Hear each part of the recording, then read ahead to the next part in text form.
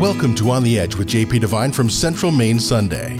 On the Edge with JP Devine audio is sponsored by Sprague & Curtis Real Estate, the largest full-service real estate brokerage in Central Maine's capital region. Selling properties, helping people, getting it done.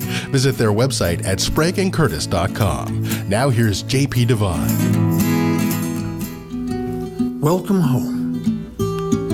Seraphim, almost 9 months full of child, passed by me 3 times on her way to the ladies' restroom without once asking me why I was sitting there against the wall, not sipping my usual hot chocolate or writing, just staring into space. She won't disturb me. She thinks I'm writing, and she knows not to ask. She and Sonnet, Rachel and Kyle and Natalie, a team of baristas all, have been trained like coffee bean geishas to smile and please, but they're not robots. No, all of that sweetness comes at no extra charge. We've become friends, no, family. They are my street daughters. Kyle, my street son.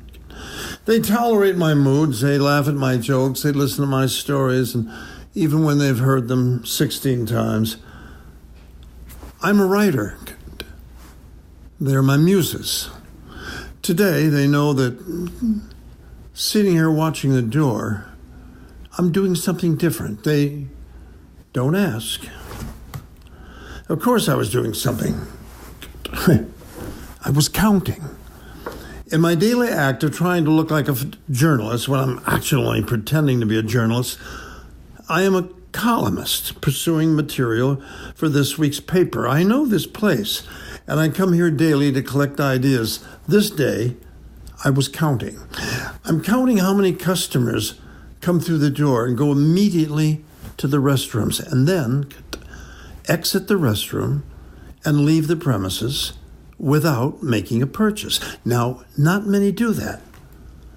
Most of them are here because they saw the sign from the highway and they breathed a sigh of relief because Starbucks is known, among other things, for its clean, neat restrooms.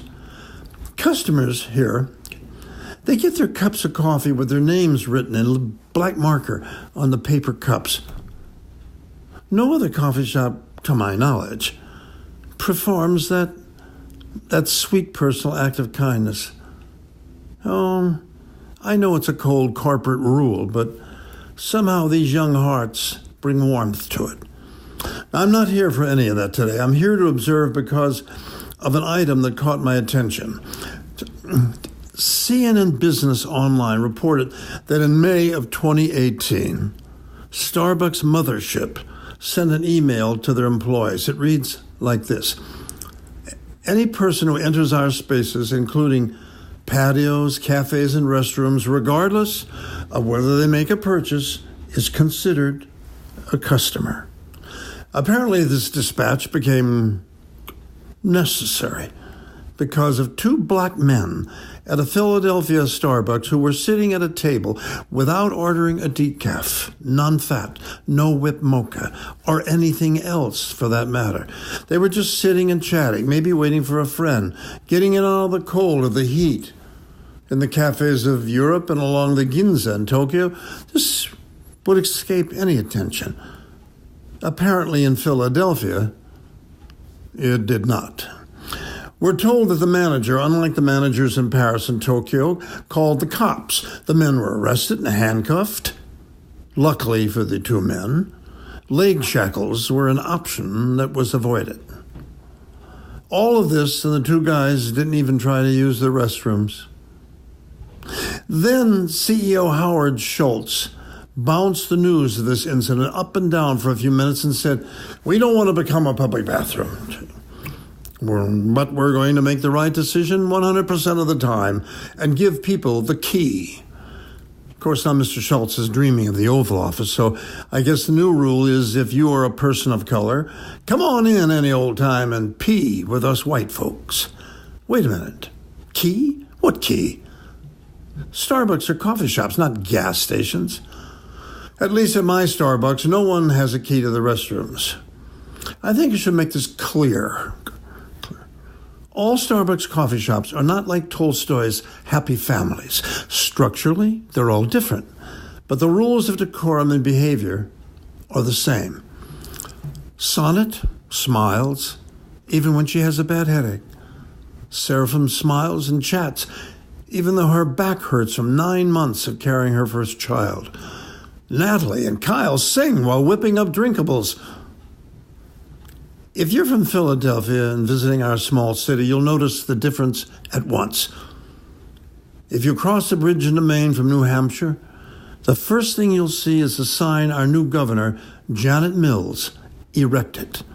It's simple, like most things in Maine. Welcome home, it says. The next thing you may hear is from one of my chorus of baristas. Good morning. What can I get started for you? Welcome home.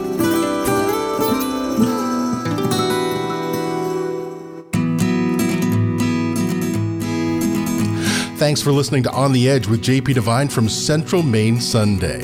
On the Edge with JP Devine is sponsored by Sprague & Curtis Real Estate, the largest full-service real estate brokerage in Central Maine's capital region. Selling properties, helping people, getting it done. Visit their website at spragueandcurtis.com. Make sure you pick up Central Maine Sunday this week wherever newspapers are sold, and visit our website at centralmaine.com.